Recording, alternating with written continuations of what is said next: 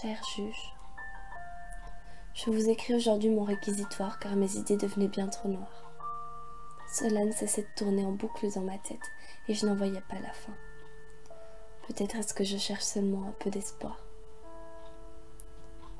Cher juge, je nomme cette société coupable. Il ne suffit qu'à regarder de l'autre côté de cette salle les déchets que nous sommes devenus. On se plaint sans cesse des humains, les traitant de brigands, de bons à rien. Quelle foutaise! Si je me tiens devant vous, ce n'est pas avec un texte préparé des heures durant, à la recherche du moindre argument pesant sur la balance. Mais c'est plutôt pour crier, pour hurler combien cette société est moche et nous agace. On se ruine, on se déchire à l'écouter et puis, elle nous dépasse. Monsieur le juge, arrêtez-la, empêchez-la de faire encore plus de dégâts. Si les jeunes se donnent la mort, si les faibles volent, si les frustrés tapent, et si les gens se plaignent à longueur de journée, c'est parce qu'on leur impose un mode de fonctionnement qui n'est pas réfléchi, qui ne fonctionne pas le moins du monde, et qui leur brûle les ailes. On parle tout le temps de liberté et de droits de l'homme, mais depuis quand peut-on être libre lorsqu'en faisant plus de 50 kilos nous sommes pointés du doigt? Nous ne pouvons pas être bons ou nuls à l'école, sous peine d'être harcelés. Nous n'avons pas le droit de nous habiller différemment.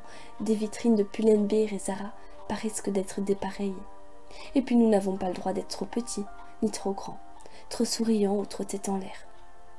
Nous n'avons pas le droit d'être nous-mêmes, sous peine d'être rejetés. Et vous appelez ça liberté? Monsieur le juge, je refuse.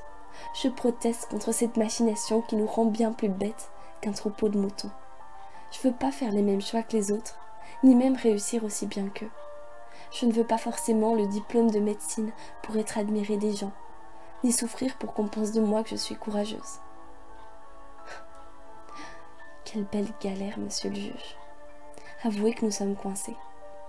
Tant qu'elle l'aura décidé, cette capricieuse société, nous serons des pions, et nous n'aurons pas confiance en nous. Les adultes ne nous comprennent pas. Peut-être sont-ils épargnés de cette génération merdique. Mais nous pensons misérables la plupart du temps car nous sommes comparés en permanence. Et moi je fais pas le poids face au reste du monde. Monsieur le juge, essayez de nous comprendre, les ados un peu perdus. Nous aimerions juste exister. Alors abattez-la, cette foutue société.